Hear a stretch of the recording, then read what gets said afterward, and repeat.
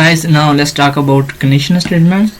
Conditional statements are used to perform different kind of functions under some conditions. Okay, so let's start. Let me write a function and let's give name price. Let's say amount, give a parameter amount. Okay, so let's say if amount is greater than 12, let's say return true, simply just say true. Okay, now let me call this function.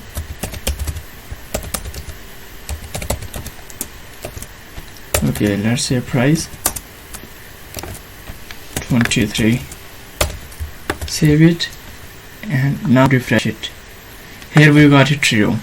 But what if amount is less than 12? Okay, so let's say 10. Here we got it undefined because condition is not true, and for that we have another one, else. Simply say return false. Okay, save it and refresh it. You can see we got it false. So that was very simple condition statement.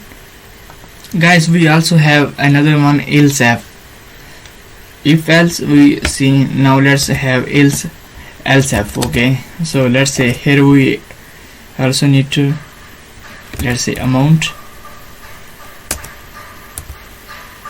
is let's say less than 20. Okay, also return true,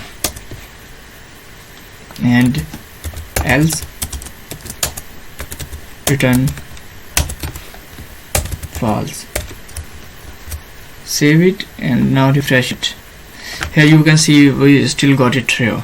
Okay, so that was very simple about if else conditions. Now let me introduce another statement, that is ternary method, and that is very helpful to use it. Let's say return,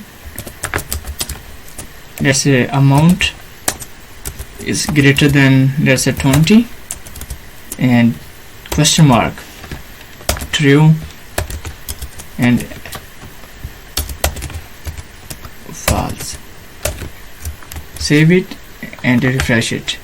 Here you can see very simple, we got it false because amount is not greater than 20, so condition is not true. If condition was true, we got it true, so we got it false. So that was ternary functions, ternary method, that very easy and simple to use as compared to if else and else statements. And in the next video we will talk about switch statement that also reduce methods like this. So that was very easy introduction about conditional statement in JavaScript.